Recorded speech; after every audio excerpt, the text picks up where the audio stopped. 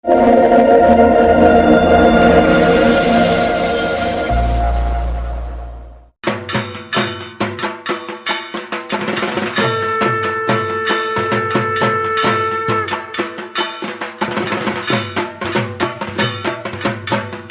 বিক্রি তো কাউকে তো বেচা বিক্রি হয়েছেই না, তো আজকে একটু আশা আছে, আজকে তো বাজার সবাই করবো, তো এই আশা নিয়েই বয়ে রয়েছেন।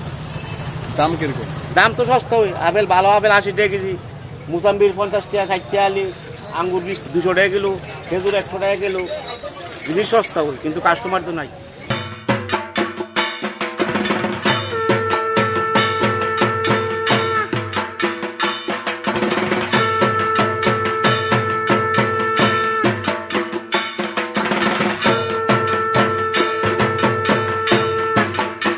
মূর্তির রেট কিরকম এবার?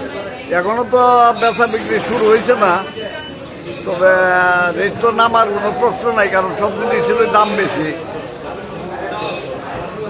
এলিমেন্ট থেকে আরম্ভ করে সাজসজ্জা সব জিনিসের দাম বেশি। কত দাম কেন অনুমানিক একটা? তো 500 টাকার নিচে তো কোনো মূর্তি নাই, ছোট মূর্তি, এর উপরে উঠতে পারে